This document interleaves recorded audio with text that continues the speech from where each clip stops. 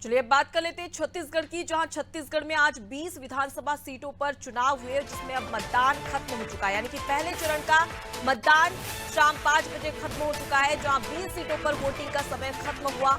भानु प्रतापपुर में सबसे ज्यादा 79.10% मतदान हुआ, बुधला मानपुर 73%, अंतागढ़ में 70.72%, तो वहीं कांकेर में 76.13% मतदान हुआ है।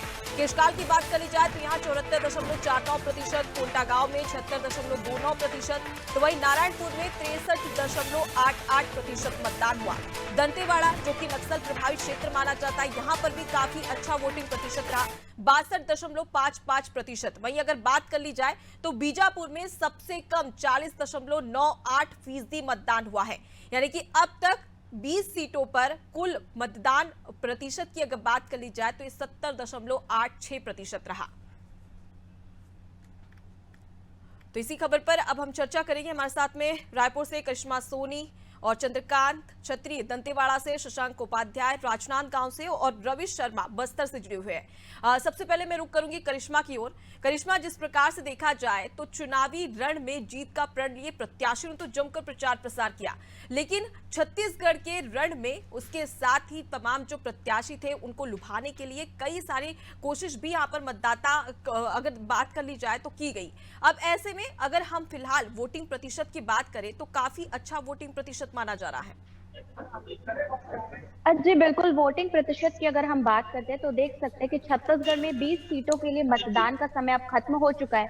90 में से 20 सीटों के लिए आज देखा जाएगा कि जनता ने किसे अपनी विधानसभा से प्रत्याशी चुना है। साथ ही में वोटिंग परसेंटेज की अगर हम यहाँ पर बात करते हैं तो सबसे बढ़िया वोटिंग परसेंटेज जो है वो भानु प्रतापपुर का है, जहाँ पर 79% वोटिंग पड़े। साथ ही में बात करें अगर ऐसे क्षेत्रों की जहां पर सबसे कम मतदाता पहुंचे हैं मतदान करने, तो वो देख सकते हैं कि क्या कहते हैं, बीजापुर है और साथ ही में सुकमा है, क्योंकि ये सबसे ज्यादा नक्सल पीड़ित इलाका है। और देख सकते हैं कि अभी से ही हमें खबरें मिल रही थी कि वहां पर जवानों के बीच और नक्सलियों के बीच जो है फायरिंग का मामला भी सामने आया है। साथ ही में आईईडी ब्लास्ट की भी जो है यहाँ पर हमें खबरें सुनने को मिल रही है। तो इस तरीके की सबसे ज्यादा जो सेंसिटिव एरिया है वहां पर देख सकते हैं सबसे कम जो है वोटिंग पड़े हैं। साथ ही में अगर 20 सीटों की बात करें तो 20 सीटों पर देख सकते हैं कि सबसे ज्यादा जो है अच्छी वोटिंग परसेंटेज भानु प्रतापपुर की है। साथ ही में डोंगरगढ़ की भी है, दंतेवाड़ा भी इसमें आता है। साथ ही में अन्य कई क्षेत्र है जहां पर बहुत अच्छी वोटिंग परसेंटेज हमें नजर आ रही है।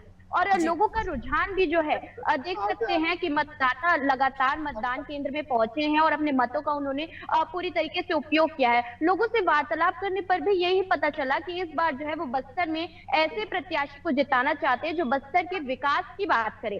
तो देख सकते हैं यहाँ पर दोनों ही पार्टियां जो है लगातार प्रचार प्रसार में तो लगी हुई थी, और साथ ही में आज जितने भी प्रत्याशी थे वो भी वोट डालने पहुंचे। और वोटिंग केंद्रों पर भी उनका यही कहना था कि ज्यादा से ज्यादा लोग जो है मतदान केंद्र में जल्द से जल्द पहुंचे और अपने मतों का इस्तेमाल करें। तो देख सकते हैं कि 20 सीटों पर जो है वोटिंग सब खत्म हो चुकी है और दूसरा चरण जो है वो 17 नवंबर को होने वाला है। उसमें 70 विधानसभा में देखा जाएगा कि सभी लोग अपना मतदान उपयोग करने पहुंचेंगे। हालांकि इस बार जो है कांग्रेस पार्टी का कहना था, आज मुख्यमंत्री भूपेश बघेल का बयान भी सामने आया, उन्होंने कहा 17 से 18 से 19 सीट जो है यहाँ पर साफ तौर पर जो है एक बार फिर से कांग्रेस जीतने वाली है।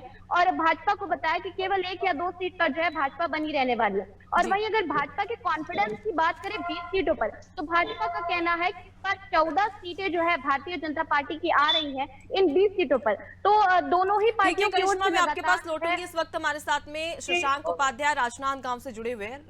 अगर शशांक बात कर ली जाए राजनांदगांव की, तो पिछली बार काफी अच्छा वोट प्रतिशत था, लेकिन इस बार 2-3% कहीं ना कहीं घटा है। ऐसे में क्या समझा जाए कि क्या बड़ी वजह मानी जा सकती है जिसमें वोट प्रतिशत में कमी आई है? जी बिल्कुल, लगातार सुबह से ही जो मतदाता थे वो मतदान केंद्रों की ओर रुख कर रहे थे। वहीं दोपहर होते होते जो मतदान की गति थी वो धीमी पड़ती दिखाई दी। फिर देर शाम को जो है गति ने तेजी पकड़ा और जो आंकड़ा है पूरे जिले भर का देखा जाए तो 75 के पार नजर आ रहा है। परंतु फिर भी कहीं ना कहीं पिछली बार की तुलना में ये आंकड़े कुछ ना कुछ कमी दिखाई दे रही है आंकड़ों में, जो कहीं ना कहीं दिखाता है कि जो लोग हैं जिस संख्या में उन्हें घर से बाहर निकलना था वो नहीं निकल पाए। बहरहाल अच्छी खबर यह रही कि चाहे बात की जाए मानपुर मोहल्ला की, चाहे बात की जाए खैरागढ़ जिले की, चाहे राजनांदगांव जिले की, तीनों ही जिलों में जो शांति व्यवस्था थी वो चाक चौबंद थी, जिसके कारण कोई भी अप्रिय घटना चुनाव के दौरान देखने को नहीं मिली है। वहीं लगातार जो है राजनीतिक दल हो, चाहे चुनाव आयोग हो, चाहे जिला प्रशासन हो, उन्होंने भी वोटिंग को लेकर जागरूकता अभियान चलाया, सड़क पर उतरे, चाहे कलेक्टर हो, चाहे एसपी हो, चाहे तमाम जिला प्रशासन के अधिकारी हो। बावजूद उसके कि कहीं ना कहीं पिछली बार की तुलना में 2-3% के जो आंकड़े हैं वोटिंग के वो कम नजर आ रहे हैं, जो कहीं ना कहीं विचारणीय विषय है। जी बिल्कुल, और कहीं ना कहीं अब यहाँ पर देखने वाली बात होगी कि मतदाता आखिर किस प्रत्याशी को जिताते हैं और किस प्रत्याशी के पक्ष में वोट किया है मतदाताओं ने। ठीक है, मैं दंतेवाड़ा से हमारे साथ में चंद्रकांत छत्री जो जुड़े हुए हैं उनका रुख कर लेती हूँ। चंद्रकांत, अगर यहाँ पर बात कर ली जाए तो नक्सली प्रभावित क्षेत्र माना जाता है दंतेवाड़ा को। पिछले अगर वोटिंग प्रतिशत की बात कर ली जाए तो 55% वोटिंग रहा, लेकिन इस बार ज्यादा अच्छा रहा है। तो कहीं ना कहीं यहाँ पर मतदाताओं की जागरूकता की वजह से इस प्रकार का वोटिंग प्रतिशत निकल कर आया है।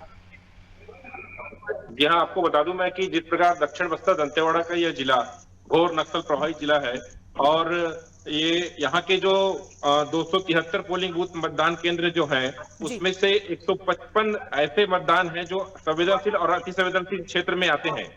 फिर भी सुरक्षा के चाक चौबंद इंतजाम होने के कारण और अंदरूनी इलाकों में जागरूकता फैलने के कारण में इस बार मतदान काफी अच्छा रहा। तो बिल्कुल, अब ऐसे में कहीं ना कहीं अच्छी खबर इसे मानी जा सकती है, क्योंकि जिस प्रकार से नक्सलवाद लगातार यहाँ पर हावी होता नजर आ रहा था और उसी के चलते अब यहाँ पर वोटिंग प्रतिशत काफी अच्छा हुआ है। ठीक है, बस्तर से हमारे साथ में रविश शर्मा जुड़े हुए, उनका रुख कर लेती हूँ। रविश, अगर बस्तर संभाग की बात कर ली जाए तो यहाँ पर 12 विधानसभा सीटें हैं, वोटिंग प्रतिशत किस प्रकार का रहा, क्या अच्छा प्रदर्शन यहाँ पर हुआ है वोटिंग को लेकर? जी, ये कहना बिल्कुल गलत नहीं होगा कि अभी जो हम लोग आंकड़ों की बात करें या प्रतिशत में बात करें तो यहाँ पर जिस तरीके से 5 साल कांग्रेस की सरकार रही है, कांग्रेस के द्वारा निरंतर ग्रामीण क्षेत्र हो या शहरी क्षेत्र हो सभी जगह अपना प्रदर्शन करते हुए उन्होंने कार्य किया है। कार्य के साथ साथ जो लोकल विधायक, जो क्षेत्रीय विधायक हैं, उनके द्वारा ग्रामीण क्षेत्रों में काफी तीव्र तरीके से उनके भगवानों के मंदिर निर्माण कराए गए और लोगों से जुड़ाव उन्होंने काफी अच्छा बनाया। लेकिन लास्ट ही जो आखिरी और अंत में क्या हुआ है कि वहां पर सीट बदल दी गई। इस सीट बदलाव को लेकर के लोगों में थोड़ा सा आक्रोश मिला। आक्रोश इस तरीके का था क्योंकि वो पुराने विधायक को उस रूप में देखना चाहते थे, लेकिन यहाँ पर जो है इस बार जतिन जायसवाल को यहाँ पर टिकट दी गई है, जो पिछली बार यहाँ पर महापौर रहे हैं। और वही बात करें हम बीजेपी की, तो बीजेपी के जो नेता है वो भी कहीं ना कहीं मोदी जी की जो हवा है उस हवा के रुख को देखते हुए बीजेपी की तरफ थोड़ा सा वोटों का रुझान ज्यादा हुआ है। लेकिन क्षेत्रीय विधायक की चेंज होने से यहाँ पर वोटिंग की प्रतिशत हो या आंकड़ों की बात हो तो यहाँ पर गिरावट देखी जा रही है। जी ठीक है, मैं करिश्मा का रुख कर लेती हूँ। करिश्मा, अगर 2018 की बात करी जाए तो 76.35% वोटिंग रही थी, लेकिन इस बार कहीं ना कहीं वो कम हुआ है, 70.86% मतदान ही हुआ है। क्या बड़ी वजह सामने आ सकती है? जी बिल्कुल, अगर वोटिंग परसेंटेज में गिरावट की हम बात करते हैं तो साफ तौर पर देख सकते हैं कई ऐसे सेंसिटिव एरियाज हैं जहां पर देख सकते हैं नक्सलियों के जो है नक्सली प्रभावित एरिया है, वहां पर जो है वोटिंग परसेंटेज लगातार गिरे हैं। बात करें बीजापुर की तो वहां पर सबसे ज्यादा कम वोटिंग हुई है। उसकी मेन वजह यही है क्योंकि वो नक्सल पीड़ित इलाका है और लोग वहां वोटिंग देने से भी डरते हैं। साथ ही में नक्सलियों की अगर बात करते हैं तो मतदान का बहिष्कार करते हुए भी यहाँ पर नक्सलवादी नजर आते हैं। साथ ही में लोगों को डराया धमकाया जाता है कि वोटिंग बूथ पर, पोल्स पर ना पहुंचा जाए, ये एक बड़ी वजह है। साथ ही में बात करें कोंटा की तो वहां पर भी सबसे कम प्रतिशत जो है मतदान डाले गए हैं। वहां पर भी एक बड़ी वजह है क्योंकि सुबह से ही इस तरीके की खबरें देख रहे हैं हम कि आईईडी ब्लास्ट हो रहा है। साथ ही में देख सकते हैं कि किस तरीके से जो है फायरिंग भी होती नजर आ रही है। ऐसे में जो वोटर्स है वो काफी ज्यादा डर जाते हैं और ऐसे सेंसिटिव एरियाज में जो है पोलिंग बूथ भी देखा जाता है कि काफी दूर बनाए जाते हैं, जिसकी वजह से वो अपने घरों से निकलना भी डरते हैं और अपने परिवार की सेफ्टी के लिए भी देखा जाता है कि वो मतदान केंद्र तक नहीं पहुंच पाते और मतदान करने भी नहीं जाते। तो ये एक बड़ी वजह है जिसकी उसकी वजह से जो है यहाँ पर वोटिंग में हमें काफी ज्यादा वोटिंग परसेंटेज में गिरावट दिखी। साथ ही में अगर बड़े जिलों की अगर बात करें, हाई प्रोफाइल सीट की बात करें, तो जिस तरीके से रवि शर्मा जी ने भी बताया कि प्रत्याशियों का चेंज होना यहाँ पर एक बड़ी चीज है, क्योंकि जिस प्रत्याशी पर जो है लोग भरोसा जताकर जो है उन्हें पिछली बार 2018 के चुनाव में उन्होंने जताया था, और कई ऐसे नए चेहरे भी है कांग्रेस पार्टी की तरफ से भी जो कि चुनाव में उतरे हैं, मैदान में आए हैं, और ऐसे में लोगों का जो भरोसा होता है अगर वो उन पर नहीं होता है तो ये भी एक बड़ी वजह है कि लोग वोटिंग देने जो है नहीं जाते हैं। जी बिल्कुल। मैं दंतेवाड़ा से हमारे साथ में चंद्रकांत जुड़े हुए हैं, उनका रुख कर लेती हूँ। चंद्रकांत, अगर देखा जाए तो दंतेवाड़ा काफी नक्सल प्रभावित क्षेत्र माना जाता है, कई बार विस्फोटक घटनाएं भी सामने आती है नक्सलियों के द्वारा, लेकिन इस बार जो तमाम बूथ थे, जो मतदान केंद्र थे, क्या वहां पर शांतिपूर्ण तरीके से मतदान हुआ है? किसी प्रकार की असुविधा क्या वहां पर देखने को मिली थी? जी, आपको बता दूं कि दंतेवाड़ा क्षेत्र जो है अति संवेदनशील क्षेत्र में आता है, नक्सल प्रभावित क्षेत्र में आता है।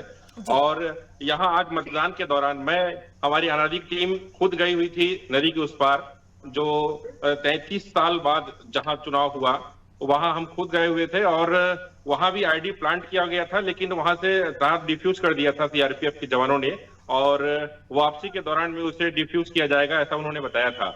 और अरंट भी नक्सलियों के द्वारा आईडी प्लांट किया गया था, जो सीआरपीएफ और पुलिस के जवानों ने उसे डिफ्यूज कर दिया। और लगातार ग्रामीणों में उत्साह था, वो चाहते हैं कि यहाँ का विकास हो, सबको रोड मिले, पानी मिले, सुविधाएं हो और स्वास्थ्य सुविधाओं का लाभ मिलते रहे। इसी कारण वो लोग ग्रामीण इलाकों से भारी संख्या में आए थे ताकि वोटिंग कर सके और अपने क्षेत्र के लिए एक अच्छा जनप्रतिनिधि तैयार कर सके। जी बिल्कुल, ठीक है। शशांक से एक आखिरी प्रश्न लेना चाहूंगी मैं। शशांक, जिस प्रकार से राजनांदगांव की स्थिति देखी जाती है, तो सिर्फ 20 विधानसभा सीटों में से राजनांदगांव ऐसी सीट थी जिस पर बीजेपी ने अपना कब्जा जमाया, अभेद किला इसे कहा जाता है। आपने ग्राउंड जीरो पर रिपोर्टिंग भी की है, वहां की स्थिति को बहुत अच्छे से समझा है। इस बार कैसी स्थिति नजर आ रही, क्या इस अभेद किले को कांग्रेस भेद पाएगी? जी बिल्कुल, अभेद किला कहा जाता है राजनांदगांव विधानसभा सीट को, क्योंकि इस सीट से आते हैं डॉक्टर रमन सिंह, जो कि पूर्व मुख्यमंत्री हैं और वर्तमान में भाजपा के राष्ट्रीय उपाध्यक्ष हैं, जिसको देखते हुए कहीं ना कहीं कांग्रेस ने भी इसमें अपनी पूरी ताकत झोंकी थी, और जो सीएम के करीबी माने जाते हैं गिरीश देवांगन, उन्हें मैदान पे उतारा था। लगातार दोनों ही पार्टियों के द्वारा स्टार प्रचारकों ने मैदान में अपनी पूरी ताकत चुनावी मैदान में झोंकी। जहां पिछले दिनों योगी आदित्यनाथ ने भाजपा की तरफ से रोड शो किया, तो वहीं सीएम भूपेश बघेल ने भी चुनावी कमान संभाली थी। वहीं अगर कहा जाए कि बातों की बात कहा जाए, तो आज डॉक्टर रमन सिंह ने भी मीडिया में चर्चा करते हुए जीत का दावा किया, और वहीं भूपेश बघेल ने कहा कि इस बार रमन सिंह अपनी सीट खोते नजर आ रहे हैं। तो इस तरह से आरोप प्रत्यारोप का दौर जो है वो तो खुलेआम लग रहा है। देखा जा सकता है कि जीत की बात तो यहाँ हर पार्टी और प्रत्याशी के द्वारा की जा रही है, लेकिन जनता ये तय करेगी, और जनता ने 20 विधानसभा सीटों पर तय भी कर दिया है, जिसका रिजल्ट 3 दिसंबर को पता चल जाएगा। आप सभी का बहुत शुक्रिया इस चर्चा में हमारे साथ में शामिल होने के लिए, तमाम जानकारी हम तक पहुंचाने के लिए। तो देखिए, लगातार अगर देख लिया जाए तो 20 विधानसभा सीटों पर चुनाव संपन्न हो चुका है, और वोटिंग प्रतिशत की बात कर ली जाए तो 2018 के मुताबिक इस बार वोटिंग प्रतिशत में कहीं ना कहीं गिरावट आई है, लेकिन बड़ी बात की जो नक्सल प्रभावित क्षेत्र थे वहां पर वोटिंग प्रतिशत भी बढ़ा है।